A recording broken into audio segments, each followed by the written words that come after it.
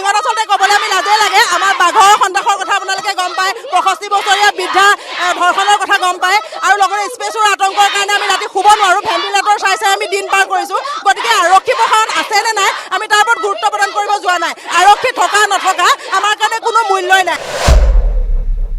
আমাক উন্নত প্ৰশাসনৰ ব্যৱস্থা দিয়ক, নহ'লে ঢিং আৰক্ষী চকী ইয়াৰ পৰা উঠাই দিয়ক, আৰু যদি তাকে নকৰে আমি সমগ্ৰ মহিলা গৈ আৰক্ষী চকী উঠাবলৈ বাধ্য হ'ম।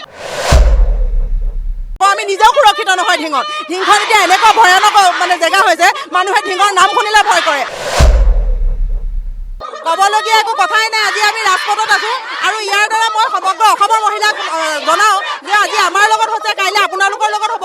গতিকে আজি আমাৰ বুলি আপোনালোকে ঘৰত বহি নাথাকিব, আপোনালোক সকলো ওলাই আহক। আজি অসমৰ ঢিঙৰ হৈ পেলাই গোটেই সমগ্ৰ অসমৰ মহিলাই মাত মাতক, সকলো ৰাজপথলৈ ওলাই আহক। আপোনালোকৰ নিজৰ বাই ভনী বা সন্তান বুলি ভাবি লওক, আৰু দুদিনৰ পিছত ধৰ্ষণকাৰী সাৰি যাব। এনেকৈ আমাক নালাগে, আমাক আস্থা বিশ্বাস একো নালাগে। আমাক কেৱল হয় এনকাউণ্টাৰ লাগে, নহয় ফাঁচি লাগে। এইটো যদি দিব নোৱাৰে ৰাইজৰ হাতত অপৰাধীক গতাই দিয়ক, নহ'লে আমি ইয়াতকৈ আৰু ডাঙৰ কিবা কৰিবলৈ বাধ্য হ'ম। আমি সমগ্ৰ অসমৰ মহিলাক, ইয়াত থকা সকলো মহিলাই হয় সমগ্ৰ মহিলাক অনুৰোধ কৰিছোঁ, সকলো ওলাই আহক। আজি আপোনালোকৰ কাইলৈ আমাৰ মাজত নহয়, আমি সকলো এক হৈ ধৰ্ষণকাৰীৰ কাৰণে আমি সকলোৱে প্ৰতিবাদ কৰিব লাগিব। হয় এনকাউণ্টাৰ, নহয় ফাঁচি, তাৰ বাবে আমাক একো নালাগে। প্ৰশাসন আছে, আৰক্ষী আছে, ব্যৱস্থা আছে।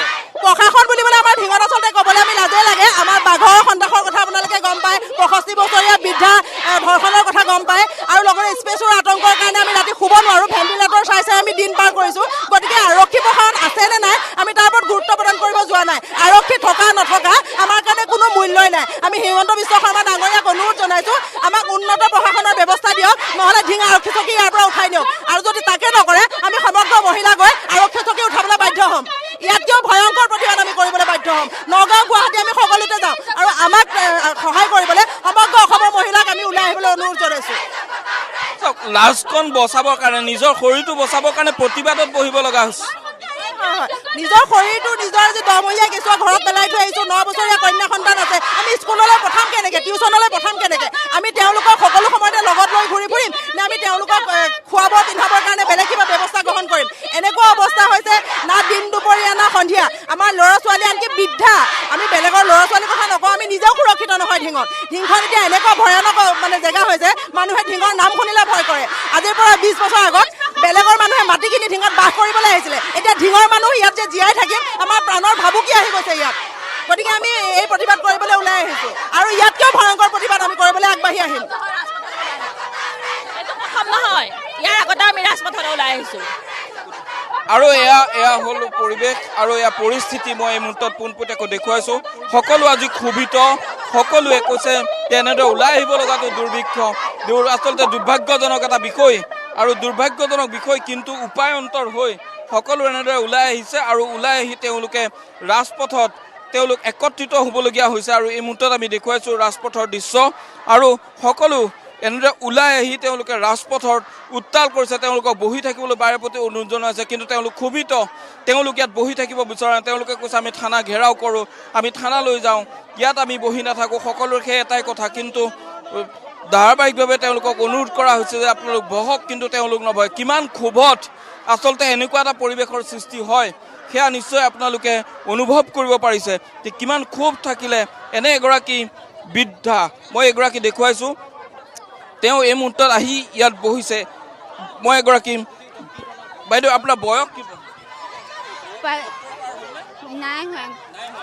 আজি আপুনি কিয় আহিব লগা হ'ল? ইমান আমাৰ এই দিন সমষ্টিত বহুতেই অসুবিধা হৈছে, কাৰণ বৰষুণৰ বেছি হেৰি কৰিছে।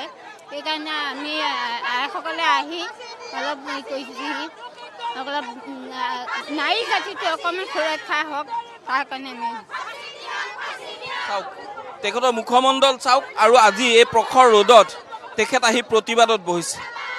এই মুখমণ্ডলখনে কয় যে কিমান হতাশা, কিমান ক্ষোভ মুখমণ্ডলত লুকাই আছে, সেয়া নিশ্চয় সকলোৱে অনুধাৱন কৰিব পাৰিব। এয়া হ'ল ঢিঙৰ বাস্তৱ পৰিস্থিতি, আৰু এয়া হ'ল ঢিঙৰ পৰিৱেশ পৰিস্থিতি, আৰু তেওঁলোক সকলো আজি এনেদৰে ওলাই আহি তেওঁলোকে প্ৰতিবাদ নামিছে। কাৰণ এটাই যে ক'ৰবাত নহয় ক'ৰবাত প্ৰশাসন বিফল, তেওঁলোকৰ দাবী ক'ৰবাত নহয় ক'ৰবাত তেওঁলোকৰ মতে যে ইয়াত যিটো সুৰক্ষা ব্যৱস্থা আছে সেয়া যথোপযুক্ত নহয়। তেওঁলোকৰ মতে যে ইয়াত যি আৰক্ষী আছে তেওঁলোকে যিখিনি সুৰক্ষা বেষ্টনী গঢ়ি তুলিছে সেয়া সঠিক আৰু সফল নহয়, যি কাৰণে তেওঁলোকে এনেদৰে ওলাই আহিব লগা হৈছে আৰু ওলাই আহি তেওঁলোকে এনেদৰে প্ৰতিবাদত বহিছে। কিন্তু এই প্ৰতিবাদৰ পিছত ফলাফল কি হ'ব, এই প্ৰতিবাদৰ পিছত ফলাফল কি হ'ব সেয়া এই মুহূৰ্তত আটাইতকৈ ডাঙৰ কথা। মই আন এগৰাকীৰ ওচৰলৈ যাব বিচাৰিম। আপোনাৰ ওচৰলৈ আহিছোঁ।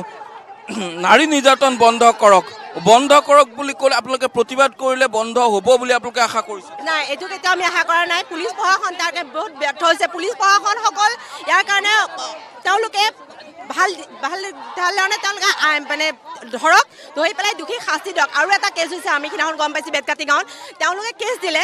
কেছ দিয়াৰ পিছতো ল'ৰাটোক ধৰিবলৈ আজিলৈকে কিয় পুলিচ প্ৰশাসনৰ অপাৰগ হৈছে? পুলিচ প্ৰশাসনে তেওঁলোক মানে কি অপৰাধীক তেওঁলোকে ৰক্ষণাবেক্ষণ দি থৈছে। গতিকে তেওঁক ধৰক তেওঁলোকক, আৰু যদি নোৱাৰে পুলিচ প্ৰশাসনে আমাৰ ৰাইজৰ হাতত গতাই দিয়ক। আমি কি কৰিব লাগে আমি কৰিম। সিদিনাখন মাজতে স্প্ৰে গেং হৈ গৈছে, আমাৰ ওচৰতে মানুহগৰাকীক নিৰ্যাতন কৰিছে, সেয়া 70 বছৰীয়া নাৰীগৰাকীক নিৰ্যাতন কৰিছে, তেওঁলোককো ধৰিবলৈ অপাৰগ হৈছে। এতিয়া ড্ৰাগছ, বিশেষকৈ ড্ৰাগছ, ইয়াত বহুত ড্ৰাগছৰ ঘাটি আছে। ড্ৰাগছ ঘাটিবিলাক বন্ধ কৰিব লাগিব।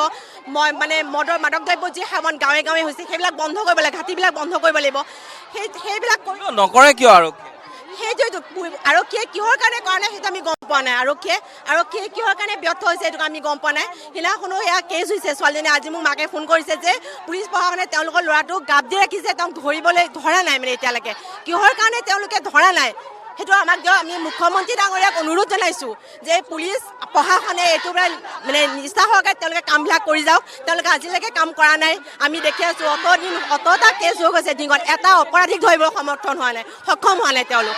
গতিকে আমি ৱাৰিছৰ পিনৰ পৰা আমি এইটো মূল্যত তীব্ৰ প্ৰতিবাদ কৰিছোঁ, গৰিহণা কৰিছোঁ। আমি অতন্যৰ পৰা কৰি আহি আছোঁ।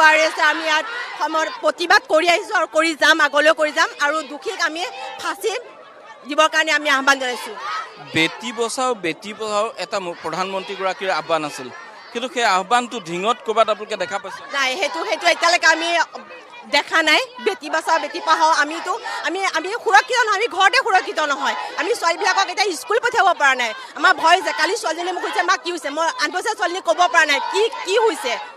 গতিকে আমি নিজে মাকসকল লজ্জিত হৈছোঁ। ল'ৰা ছোৱালীবিলাকক কি বুজাম তেওঁলোকক? গতিকে আমি সেই ক্ষেত্ৰত ব্যৰ্থ হৈছোঁ। গতিকে পুলিচ প্ৰশাসনে ইয়াক কঠোৰভাৱে কথাটো লওক আৰু মানে মূল অপৰাধীক তেওঁলোকে কৰায়ত্ব কৰি পেলাই মূল শাস্তি দিয়ক। আমি এইটোৱে প্ৰতিবাদ কৰিছোঁ। সকলোৱে সেই এটাই কথা যে দোষীক কঠোৰভাৱে শাস্তি দিয়াৰ এটা ব্যৱস্থা কৰক, কিন্তু সেয়াই হৈ উঠা নাই। বিগত সময়ছোৱাত সেয়া হৈ নুঠিল আৰু এইবাৰ সেয়া হৈ উঠিব বুলি সকলোৱে আচলতে হৈ উঠাৰ আশাত সকলোৱে এনেদৰে ৰাজপথলৈ ওলাই আহিছে। আৰু সদৌ অসম ছাত্ৰ সন্থাৰ বেনাৰত ইতিমধ্যে আজি পুৱাৰে পৰা যি প্ৰতিবাদী কাৰ্যসূচী আৰম্ভ হৈছে।